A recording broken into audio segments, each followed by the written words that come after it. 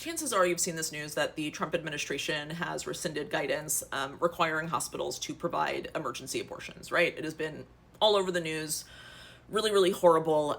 Basically, it's them giving Republican-led states a green light to let women die in hospital emergency rooms. What you might not realize, though, because I haven't seen this reported anywhere, is that the way they worded that rescinding could impact those of us in pro-choice states as well and our ability to get emergency abortions. So this is language from the statement that rescinds this emergency abortion policy. It's from the CMS, the Centers for Medicare and Medicaid Services. And I want you to take note of that bolded language where they're saying, oh, we're going to continue to enforce EMTALA, including medical conditions that place the health of a pregnant woman or her unborn child in serious jeopardy. And the reason that bolded language is so important is that it's basically making a nod at fetal personhood.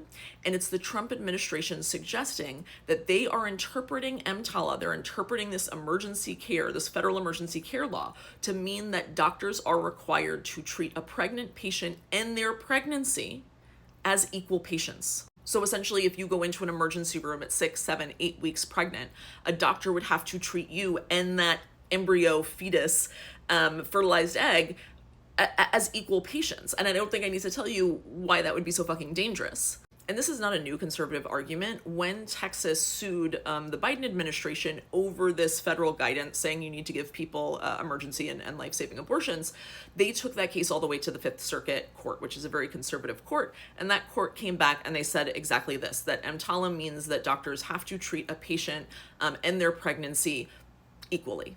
So again, what the Trump administration is doing here is suggesting that they also believe that they believe EMTALA, this federal emergency care law, requires doctors to treat you and your pregnancy equally.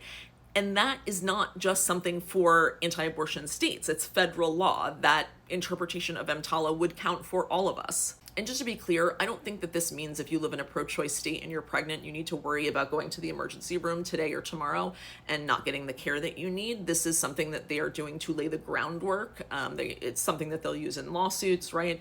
But it is extremely alarming.